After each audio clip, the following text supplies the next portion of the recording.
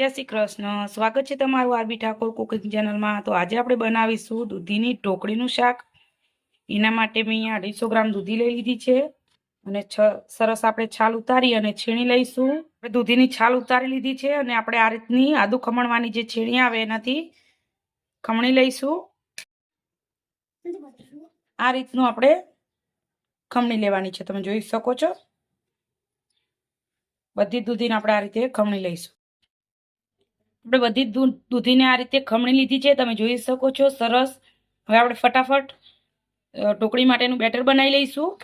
આ જલ્દી કરવાનું છે, નહીતર આપણી દૂધી કાળી પડી જશે. બેટર બનાવવા માટે અહીંયા મેં ચણાનો લોટ લીધો છે 1 વાટકી અને 2 ચમચી સૂજી લીધી છે, જેથી કરીને આપણી ઢોકળી સરસ પોચી બને. અને આપણે મસાલા લીધા છે. મસાલામાં હળદર, ગરમ મસાલો, ધાણા જીરું, લાલ મરચું, સ્વાદ પ્રમાણે મીઠું, હિંગ, અજમો, તલ અને ખાંડ લીધી છે. ખાંડ ઓપ્શનલ છે, તમારે ના નાખવી હોય તો તમે સ્કીપ કરી શકો છો. આપણે મસાલામાં નાખી દઈશું અને જે દૂધી લીધી છે આપણે ખમણીને એ પણ આપણે આમાં નાખી દઈશું. બધું સરસ આપણે હાથથી મિક્સ કરશું.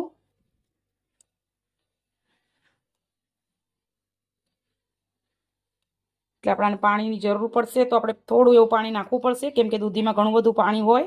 આપણે ઢોકળી તો બનાવતા જ હોઈએ ચણાના લોટની, પણ આ થોડીક અલગ લાગે છે અને ટેસ્ટ પણ બહુ મસ્ત લાગે છે.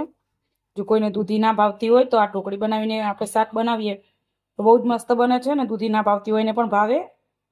જો કાઠિયાવાડી ચણાની લોટની ઢોકળીનું શાકની રેસીપી તમારે જોતી હોય તો મારી ચેનલ આરબી ઠાકોર કુકિંગ ઉપર જઈને જોઈ શકો છો. અને હજી સુધી જો તમે મારી ચેનલને સબસ્ક્રાઈબ ના કરી હોય તો જરૂરથી કરી લેજો અને બાજુના આપેલા બેલ આઇકોનને જરૂરથી દબાવજો, જેથી કરીને સૌથી પહેલાં મારો વિડીયો તમને જોવા મળે. તમે જોઈ શકો છો દૂધીમાંથી કેટલું બધું પાણી છૂટું પડ્યું છે. આપણો લોટ બધો સરસ બંધાઈ ગયો છે, પણ હજુ આપણે આને પાતળું કરવાનું છે, એટલે આપણે પાણી નાખીશું.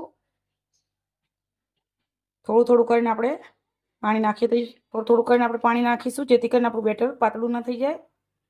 મીડિયમ, આપણે બહુ પાતળું પણ નહીં બહુ જાડું પણ નહીં એવું કરીશું કે આપણી ઢોકળી એકદમ ઓછી બને. મેં અહીંયા ખાલી દૂધી જ વાપરી છે. તમારે કોઈ પણ શાકભાજી, તમારી પસંદના શાકભાજી તમે આમાં નાખી શકો છો. જોઈ શકો છો આટલું પાતળું આપણે રાખીશું. અહીંયા આપણે થાળીમાં તેલ લગાડી લીધું છે અને હવે આપણે જે બેટર બનાવીને રાખ્યું છે થાળીમાં પાથરી લઈશું.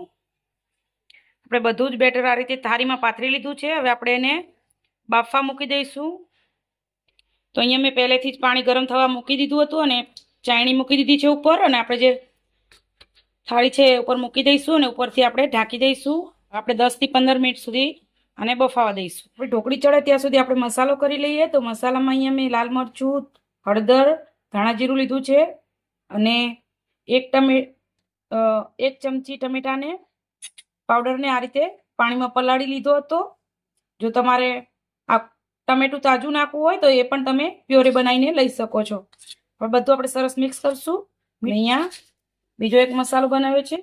લીલા મરચાં, લસણ અને આદુને આ રીતે વાટી લીધું છે અચકચરું.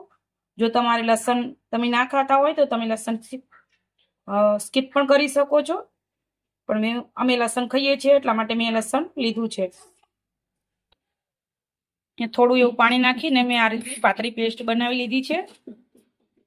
ચાલો આપણે ઢોકળી જોઈ લઈએ ચડી કે નહીં. ઢોકળીને આ રીતે ચાકુ નાખીને ચેક કરી લઈશું. ચાકુ જો આપણું ચોખ્ખું બહાર આવે તો આપણી ઢોકળી ચડી ગઈ છે.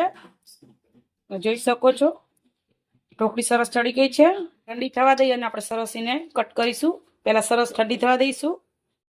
જ્યાં સુધી આપણે ઢોકળી ઠરે ત્યાં સુધી આપણે વઘાર કરી લઈએ. તો વઘાર કરવા માટે મેં અહીંયા 2 પાવરા તેલ ગરમ કરી લીધું છે. સરસ ગરમ થઈ ગયું છે સરસ, એટલે આપણે એમાં રાઈ નાખી દઈશું. રાઈ ફૂટી જાય એટલે આપણે હિંગ નાખીશું. જે લસણ અને આદુ આપણે વાટીને રાખ્યું છે એ નાખી દઈશું. બધું સરસ મિક્સ કરશું. હવે આપણે જે પેસ્ટ બનાવીને રાખી છે ટમેટાની એ નાખી દઈશું. સરસ આપણે સાંતળી લઈશું. હવે જે આપણે વાટકામાં પેસ્ટ હતી એમાં થોડું એવું પાણી નાખીને આપણે મિક્સ કરીને પાછું નાખી દઈશું અંદર. જ્યાં સુધી આમાં તેલ છૂટું ના પડે ત્યાં સુધી આપણે આને થવા દઈશું. આપણે ઢોકળી પણ સરસ ઠરી ગઈ છે, એટલે આપણે એને કટ કરી લઈશું. જોઈ શકો છો મેં આ રીતના નાના નાના ટુકડા કર્યા છે. તમારે મોટા કરવા હોય તો મોટા પણ કરી શકો છો. મેં આ રીતના નાના ટુકડા કટ કર્યા છે અને આને તમે રાઈ નાખી અને વઘાર કરીને ખાવ તો એમને પણ બહુ મસ્ત લાગે છે. જો તમારે શાક ના બનાવવું હોય ને એમને પણ બનાવીને આ રીતે ઢોકળી બનાવીને પણ ખાઈ શકાય. ચાલો આપણે ગ્રેવી જોઈ લઈએ. આપણું શાક સરસ બની ગયું છે. ઉપરથી આપણે લીલા ધાણા નાખીશું અને ગરમા ગરમ સર્વ કરીશું. આ શાકને તમે બાજરીના રોટલા કે રોટલી સાથે સર્વ કરી શકો છો. બહુ જ મસ્ત લાગે છે.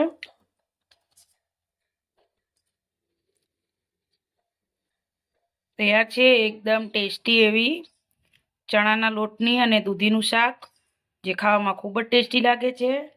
અને આ રીતે જો મેં ક્યારેય ના બનાવ્યું હોય તો એક વખત જરૂરથી બનાવજો. તૈયાર છે એકદમ ટેસ્ટી એવું દૂધીની ઢોકળીનું શાક, જે ખાવામાં ખૂબ જ ટેસ્ટી લાગે છે અને કોઈ પણ પંજાબી શાકને ટક્કર આપે એવું આપણું શાક બન્યું છે. જો તમે એક વખત આ રેસીપી ટ્રાય કરી લીધી તો જેને દૂધી નહીં ભાવતી હોય એને પણ ભાવશે. તો તમને જો મારી આ રેસીપી ગમી હોય તો લાઇક, શેર ને સબસ્ક્રાઈબ કરવાનું ભૂલતા નહીં. જો તમને મારો વિડીયો ગમે તો તમારા ફ્રેન્ડ સાથે શેર કરી દેજો. આવજો ને જય શ્રી કૃષ્ણ.